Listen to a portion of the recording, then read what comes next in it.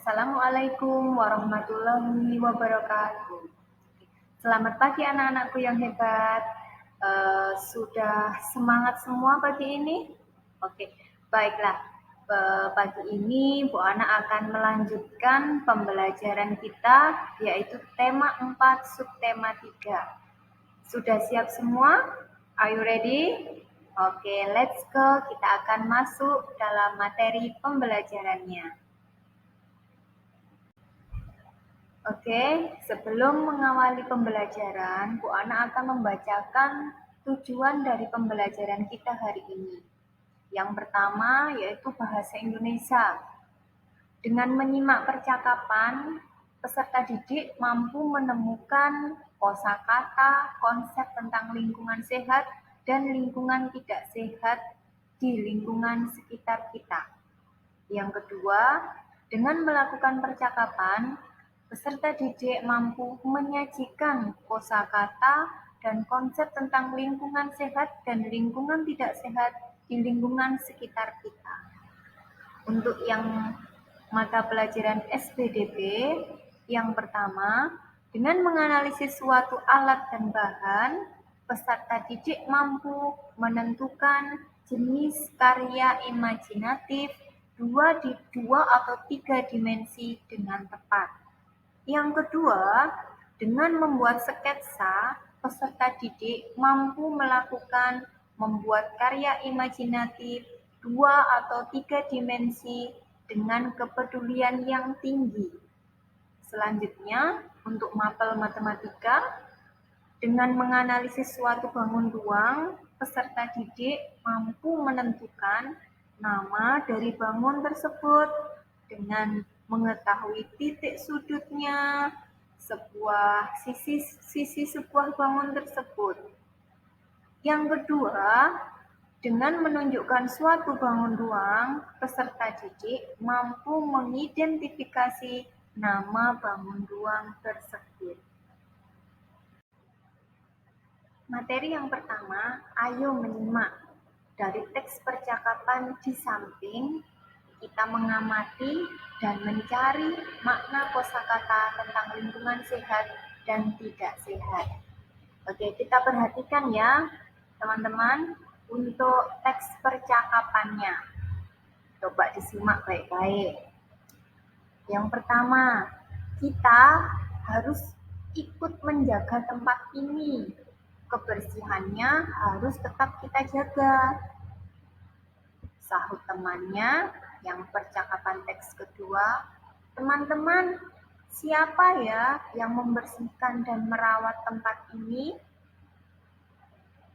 Teks yang ketiga, tempat ini biasanya yang membersihkan, ada yang membersihkan.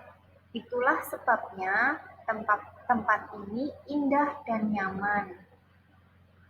Betul, tempat ini juga terasa sejuk karena banyak pohon yang rindang. Dari percakapan tersebut, kita akan mencari beberapa makna kosakata yang mungkin sering kita dengar, tetapi kita belum mengetahui makna dari kosakata tersebut. Selanjutnya, kita berdiskusi sejenak teman-teman. Dari teks percakapan sebelumnya, kita temukan beberapa makna kosakata. Ayo kita cari bersama-sama ya. Yang pertama ada kata indah.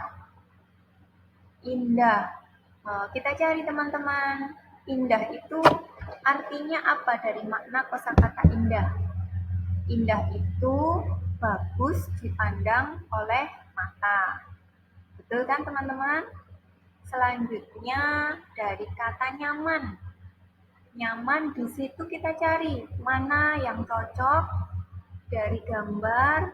Nyaman itu banyak cabang dan ranting atau daun. Itu makna dari kosakata nyaman.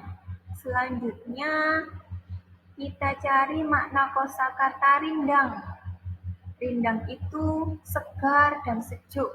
Biasanya banyak pepohonan Jadi suasananya jadi segar dan sejuk. Oke, dari hasil diskusi ini kita akan ke materi selanjutnya. Oke, selanjutnya kita ke materi SBDP. Ayo berkreasi. Kita cari tahu untuk alat dan bahan untuk membuat kerajinan dua dimensi. Sebelumnya untuk kerajinan dua dimensi banyak sekali contoh di sekitar kita. Seperti lukisan, seperti foto, terus gambar yang biasanya anak-anak menggambar di buku gambar itu. Nah, alat dan bahannya apa saja ya? Coba kita perhatikan dari gambar di situ. Ada pensil, pastinya kita akan menggunakan pensil kalau kita mau menggambar. Kita buat sketsa dulu agar gambaran kita nanti terlihat bagus. Penggaris, di situ ada penggaris. Untuk penggaris biasanya kita gunakan untuk menggaris tepinya, tepi pada buku gambar tersebut, agar sisi tepinya terlihat rapi. Selanjutnya di situ ada rautan pensil. Untuk pensil kita, jika pensil kita patah, kita bisa merautnya dengan rautan tersebut. Selanjutnya, bawah rautan itu pasti ada buku gambar. Media juga yang paling utama buku gambar. Nah, nanti kita gunakan untuk menggambar sketsanya. Selanjutnya di situ ada cat air dan krayon. Boleh kita gunakan cat air, boleh kita gunakan krayon, pensil warna, ataupun spidol. Sesuka hati teman-teman semua.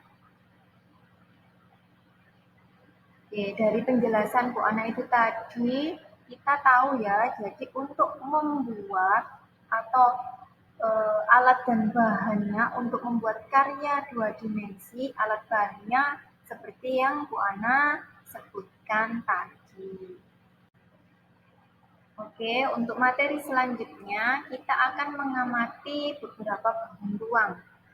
Tapi sebelumnya perlu kita ketahui apakah bangun ruang itu? Bangun ruang adalah suatu bangun tiga dimensi yang memiliki volume atau isi. Selain volume dan isi, bangun ruang juga memiliki tiga komponen penyusun, yaitu berupa sisi, rusuk, dan titik sudut. Oke, kita perhatikan jenis-jenis bangun ruang. Di sini ada kubus, ada balok, ada tabung, ada kerucut, ada bola, dan masih banyak lagi bangun ruang lainnya. Baiklah, untuk materi selanjutnya, mari kita mengamati sifat-sifat bangun ruang. Di sini terdapat balok dan kubus yang mereka memiliki sifat-sifat yang sama atau ciri-ciri yang sama, yaitu memiliki 12 rusuk dan memiliki 6 buah sisi. Selanjutnya mereka memiliki 8 titik sudut. Yang berbeda di sini adalah ciri-ciri bangun kerucut. Jika kerucut ini, dia hanya memiliki satu titik sudut di atasnya, di ujungnya ini. Nah, untuk rusuknya, dia memiliki satu rusuk pada lingkaran. Nah, untuk sisinya, dia memiliki dua sisi, yaitu sisi atas lingkaran ini, sisi atas selimutnya, dan sisi bawah untuk lingkarannya. Nah, dari penjelasan Bu Ana itu tadi, mungkin jika ada yang belum dimengerti, anak-anak boleh bertanya langsung pada Bu Ana. Bu Ana tidak akan menutup pertanyaan untuk anak-anak sehingga anak-anak nanti bisa lebih memahami apa dari makna kosakata tadi, terus alat dan bahan untuk kita berkreasi dengan menggambar dua dimensi tadi. Selanjutnya dengan memahami beberapa nama dan sifat-sifat bangun ruang. Begitu. Sekian untuk penjelasan dari Bu Ana. Kurang lebihnya Bu Ana mohon maaf. Wabillahi taufiq wal hidayah. Wassalamualaikum warahmatullahi wabarakatuh.